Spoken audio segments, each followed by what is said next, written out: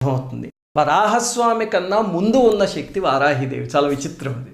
ఏమిటండి ఇంతకీ ఆ కథ అంటే, హిరణ్యాక్షుడు వారాహిదేవి కోసం తపస్సు చేస్తాడు. చేసినప్పుడు అమ్మవారు ప్రత్యక్షమయ్యి ఏం కావాలి నాయన అని అడిగితే, అమేయ పరాక్రమము అమరత్వము ఈ రెండు కావాలి అని అడిగాడు.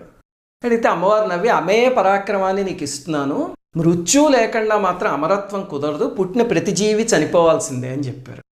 అప్పుడు వాడు ఆలోచించి కొంచెం తెలివితేటలు ఉపయోగించి ఏం చేశాడంటే, సరేనమ్మా అయితే ఇంకో వరం కోరుకుంటా, నువ్వు తప్ప నన్నెవరూ చంపకూడదు అంటే తథాస్తు అన్నారు. వెంటనే నేను నీ భక్తుణ్ణి కాబట్టి నువ్వు కూడా నన్ను చంపకూడదు అన్నాడు. అంటే అమ్మవారు సరే తథాస్తు అన్నారు. దాంతో తెగ సంబరపడిపోయాడు. ఏదో భగవంతుణ్ణి బుల్డి కొట్టించాను అనుకునే మూఢత్వం అనమాట అది. ఇప్పుడు చూడండి, వాడు అడిగినవి, నువ్వు తప్ప నన్ను ఎవరు చంపకూడదు, నువ్వు కూడా చంపకూడదు అంటే ఇంకెవరు చంపుతారు అని దాంతో ఇంకా విర్రవీగిపోయాడు. అప్పుడు అమ్మవారు